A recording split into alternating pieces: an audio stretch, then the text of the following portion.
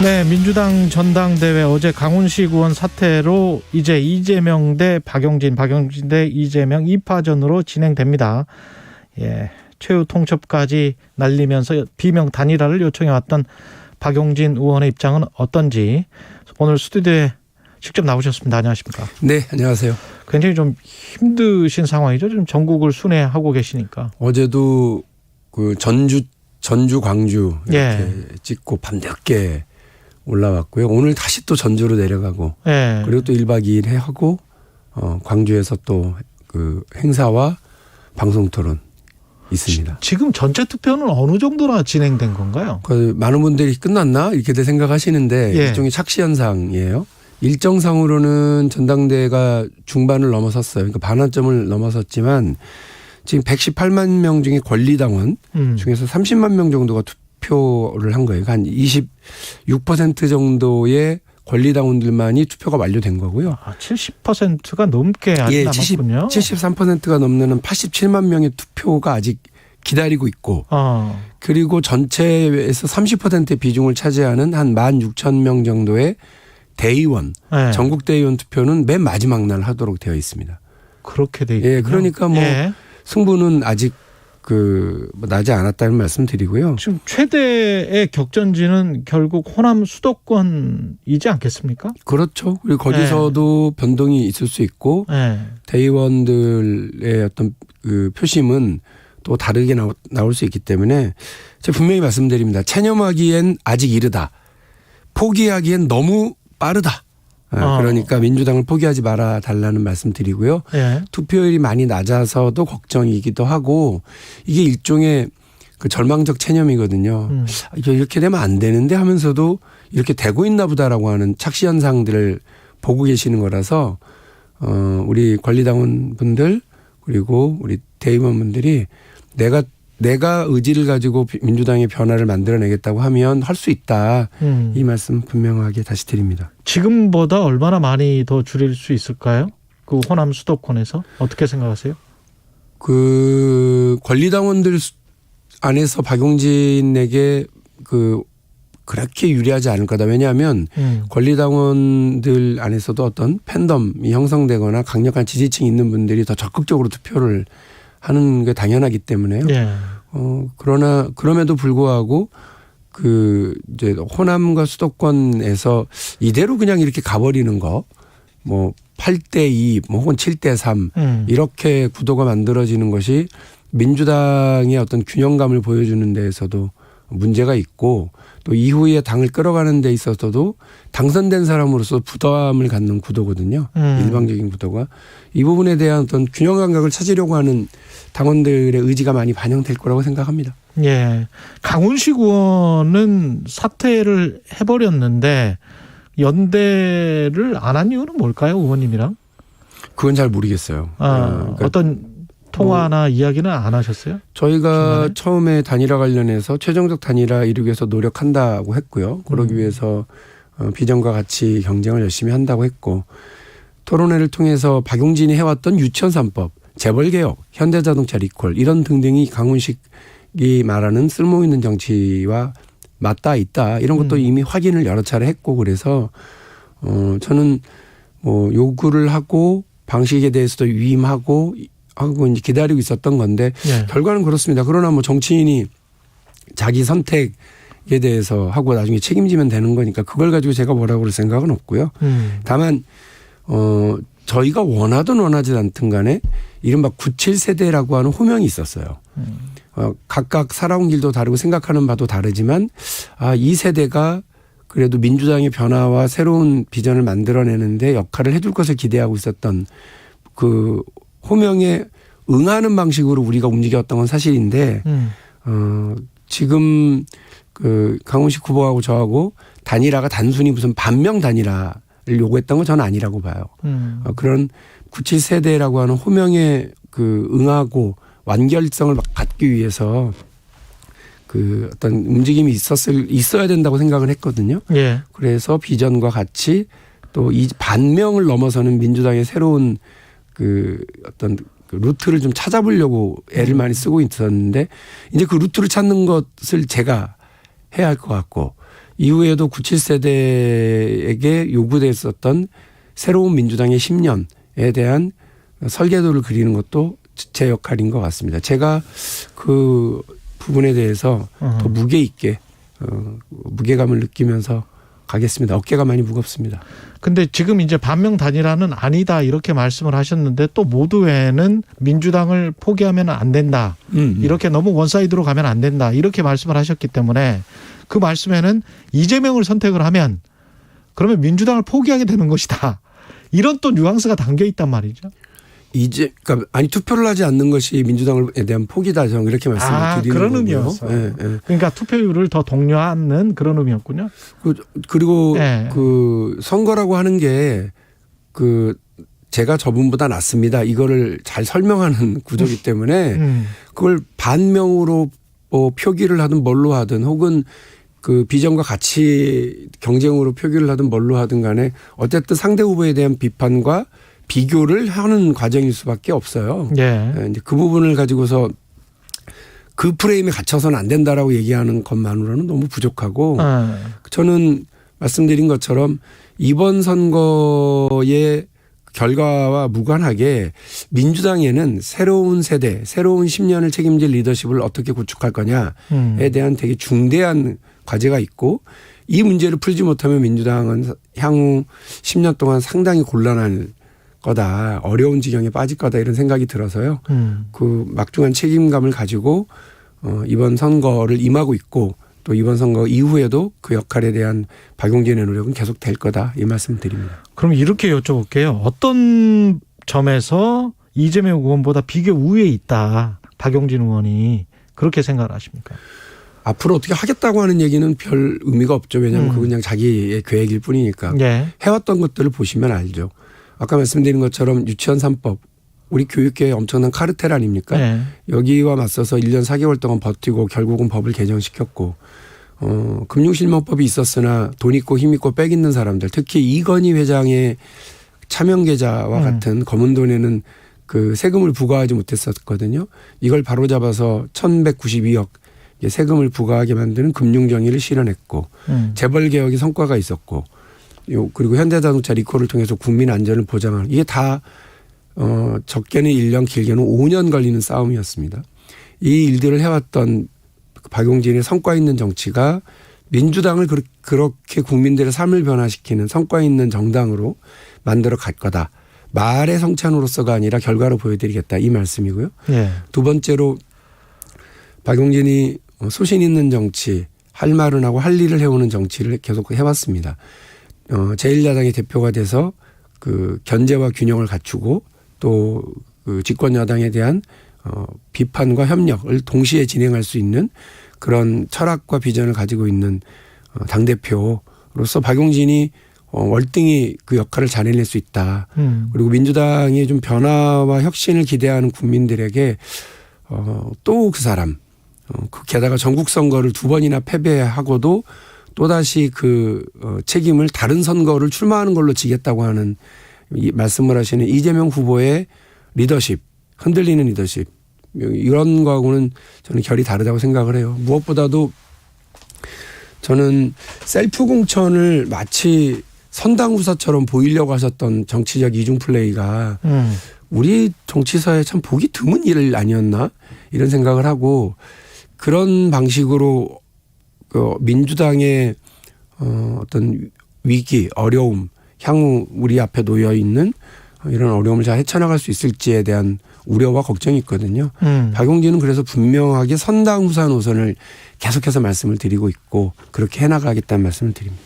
셀프 공천이다라고 이제 개항을 공천을 규정을 하셨고, 근데 지금 당에서 또 논의되고 있는 게 아마 오늘인가요? 당헌 80조 개정안을 공식 안건으로 논의하는 것 같은데, 네. 예, 전당대회 준비위원회에서 이게 기소가 되면 이제 당무를 정지할 수 있다. 사무총장이 네. 이 규정이잖아요. 네. 이것은 어떻게 보세요? 이거를 당헌을 개정을 해야 되는 겁니까? 지금? 아니요. 저는 결연히 이런 문제에 대해서 이 문제에 대해서 결연히 반대 입장을 표명을 하고 있고요. 예. 이게 원래는 당의 부정부패에 대한 어떤 결연한 의지를 표명하는 안전장치 조항이에요. 한 개인의 리스크가 당 전체로 그 전화되도록 이렇게 확대되지 않도록 하기 위한 안전장치 조항인데 예. 이거를 지금 이렇게 개정하거나 삭제하겠다는 의지가 표명되는 즉시 저는 위험천만한 기폭제 장치가 될 거다. 이런 생각이 들어요.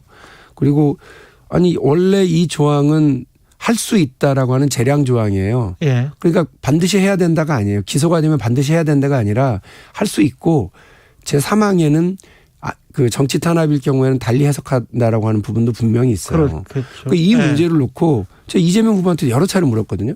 그때 본인이 요청한 적이 없고 본인하고는 관계가 없다. 나는 부정부패가 아니다 사안이 이렇게 얘기를 하세요. 그러면 이 부분에 대해서 반대 의견을 분명히 하자 그랬더니 이게 당의 야당 탄압의 루트가 될 수 있기 때문에 없애야 된다. 개정해야 된다는 입장이라요. 그러니 말이 안 되는 게 그럼 그 말씀이신 거잖아요. 야당일 때 문재인 당대표가 만들었고 조국 그 혁신위원하고 김상권 혁신위원장이 야당 탄압의 루트를 뚫어놨다는 얘기잖아요. 그때는 야당이었는데. 예. 박근혜 정부 때 만든 거죠. 그러니까 이게. 우리의 인식이 달라졌던 거 아닐까요? 이게 뭔가 문제가 있는 잘못된 접근 아닌가요? 그 박근혜 정부 때의 검찰은 우리한테 우호적이었나요? 그러지 않았잖아요. 근데 왜 이제 와서 이 조항을 바꿔야 된다고 하는지 모르겠다. 이러니까 제가 긁어부스럼 논란이 될 거고 또 자충수라는 악수 중에 악수. 자충수를 지금 정치적 자충수를 놓고 있는 거 아니냐. 이런 비판의 말씀을 드리는 거거든요. 불필요한 논란을 굳이 키워서 이렇게 억지로 통과시켜 놓고 나면 이런 일이야말로 가장 위험천만한 당의 그 어떤 그 기폭제가 돼버리는 거죠. 아주 안 좋다고 저는 생각합니다. 전부 논의가 이제 가정과 전제를 통해서 검찰이 기소를 하게 되면 그게 정치 탄압이면 어떻게 된다. 뭐 이런 이야기잖아요. 그러면 제가 가정법으로 질문을 드려볼게요. 네. 만약에 당대표가 되셨어요. 네.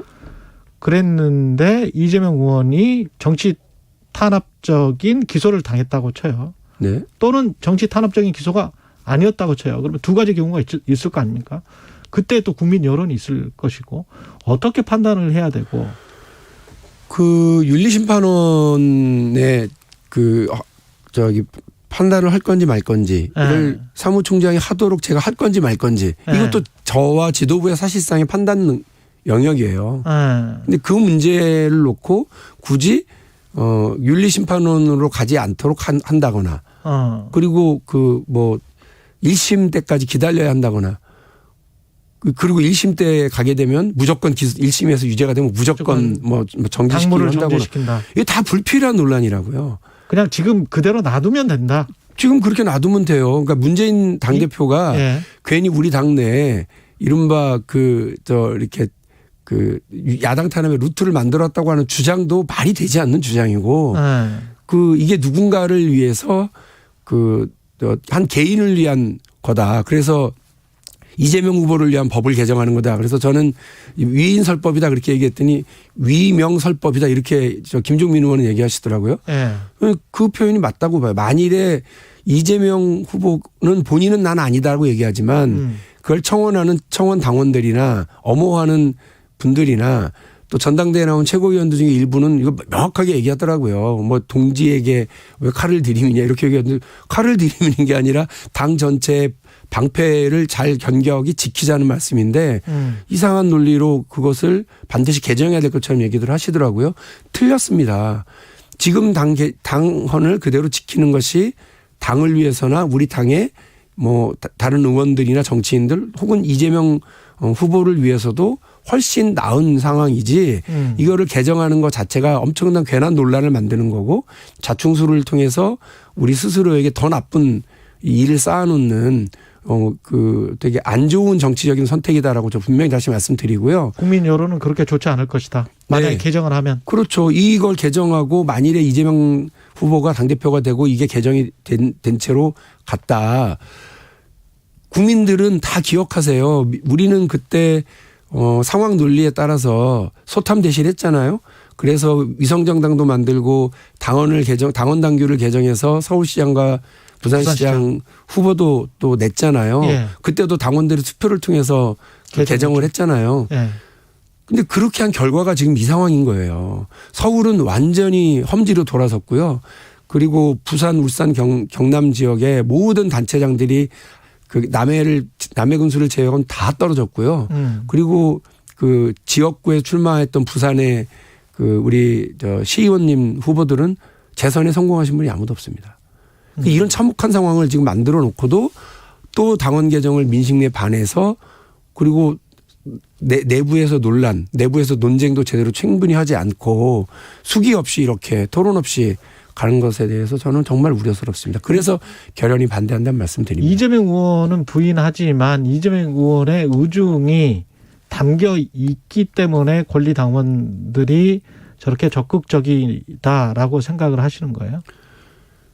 거꾸로일 수도 있어요. 거꾸로일 수도 있다. 예. 그 권리당원들이 저렇게 얘기하니까 이재명 의원도 그냥 나몰라라 이렇게 손 놓고 있을 수 있지만 그 최 기자가 물어보셨던 그 질문이나 제가 말씀드리는 이 상황이 이재명이 원하든 원하지 않든 그리고 이재명 의원이 따라가든 주도하든 어찌됐든 간에 이 결과는 이재명 후보에게 아주 안 좋은 결과를 낳을 거기 때문에 오히려 제가 이렇게 무책임하게 둬서는 안 된다. 책임 있게 행동하자고 여러 차례 방송 토론과 합동연설을 통해서 얘기를 했지만 이재명 후보는 그냥 이렇게 방치하거나 혹은 이거를 그냥 즐기는 방식으로 보고 있는 것 같은데요.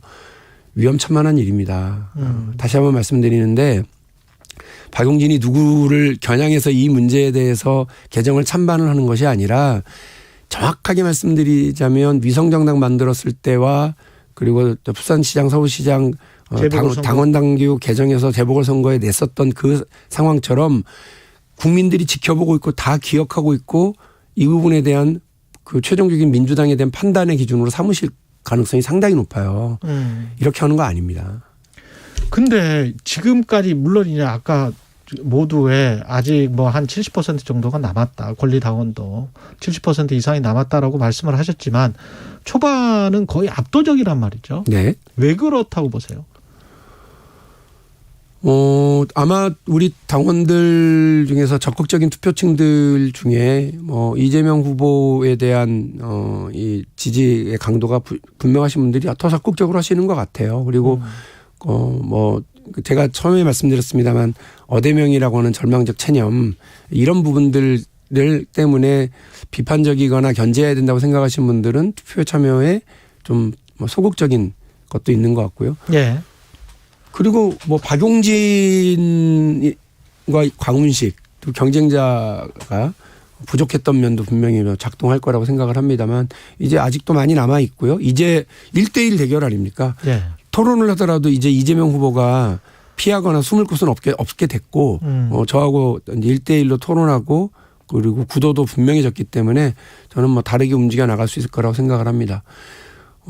당원 개정과 관련해서도 압도적으로 몇만 명이 7만 명이 넘어서는 사람이 청원에 동참하고 찬성을 하는 거 또 당내에서도 의원들이 많은 반대를 하지 않고도 그냥 이렇게 가고 있는 거 이 분명한 어떤 대세론, 체념 이런 것들이 있는 거는 같습니다만 3당 합당을 결정하는 중앙위원회 자리에서 토론해야 된다, 이의 있다 이렇게 그냥 형식적으로 넘어가서는 안 된다고 했던 노무현의 결기가 필요한 때라고 저는 생각합니다. 예. 제가 그렇게 하겠습니다. 마지막으로 취임 100일 윤석열 대통령 맞이하게 되고 이준석 당대표, 전 당대표로 해야 되겠네요. 그 기자회견을 했는데 어떻게 보십니까? 지금 집권여당의 상황은? 아니 저는 집권여당이 저렇게 엉망진창으로 가고 불안하게 가고 이전 투구로 가니까 오히려 민주당 안에서 혁신하고 변화하려고 하는 움직임이 더 둔화되는 것 같아요. 그리고 그래서 제가 여러 차례 말씀을 드렸는데 방심하면 죽는다. 그 민심이라고 하는 이름의 국민이 기다리는 식당이 있어요. 그 식당에 들어가려면 옷이 좀 깨끗해야 되잖아요. 우리는 오물이 묻은 냄새나는 옷으로는 들어갈 수 없거든요. 저기가 더 묻어 있으니까 막 깔깔거리고 지금 우리가 웃고 있는 거 느낌인데 저기는 집권 여당이에요. 옷이 여러 벌이에요. 갈아입고 그 식당에 들어가서 다음 총선에서 우리가 잘할게 하라고 인사할 수 있는데 우리는 단벌 신사 야당 아닙니까? 그러니까 이 옷을 빨아입고 깨끗하게 해서 냄새나는 오물을 치우고 들어가야 되는데 지금 우리가 혹시라도 방심하면 큰일이다. 전당대회에서도 이대로 그냥 우리 하면 된다라고 생각하는 것도 방심하는 거다. 그래서 저는 우리가 더 긴장하고 혁신하지 않으면 국민께서 기다리는 민심이란 이름의 식당에 들어갈 수 없습니다. 예, 여기까지 듣겠습니다. 더불어민주당 당대표에 출마한 박용진 의원이었습니다. 고맙습니다. 감사합니다.